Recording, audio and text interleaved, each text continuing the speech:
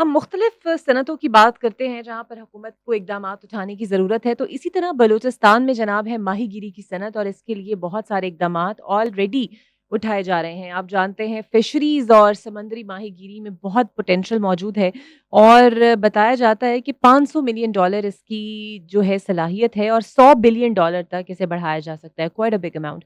सो इस वक़्त बलूचिस्तान में तकरीबन 6 लाख अफ़राद हैं जो माहीगीरी के शोबे से वाबस्ता हैं और इसमें से 82,583 अफ़राद हैं वो रजिस्टर हैं।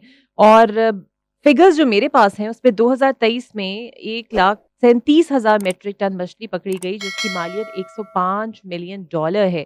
और इसी तरह कोई 36 के करीब कोल्ड स्टोरेज प्लांट्स हैं। माहिरीन के मुताबिक अगर बलूचिस्तान में फ़िश प्रोसेसिंग यूनिट्स बनाए जाएँ, प्लांट्स कायम किए जाएँ, तो सूबे की आमदनी दुगनी हो जाएगी और बाहर हमारी जो फ़िश है वो भी अगर एक्सपोर्ट हो तो एक अच्छे तरीके से हम ज़र मुबादला कमा सकते हैं, 20 लाख लोगों को रोज़गार फ़राहम हो सकता है और इसीलिए अब कौमी सतह के मंसूबे इसके लिए बनाए जा रहे हैं। समंदरी एम्बुलेंस मंसूबा भी है जिसमें ग्रीन बोट्स और पेट्रोलिंग बोट्स की फ़राहमी शामिल है।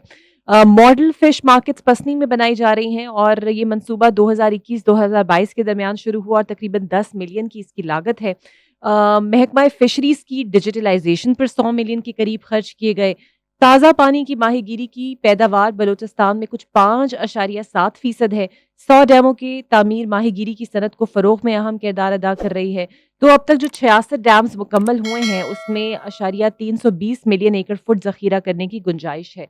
तो ये जो सनत है फ़िशरीज़ की, माहीगीरी की और उसके बाद इससे आपको या तो ज़र मुबादला भी मिलेगा, जॉब अपॉर्च्युनिटीज़ क्रिएट हो रही हैं।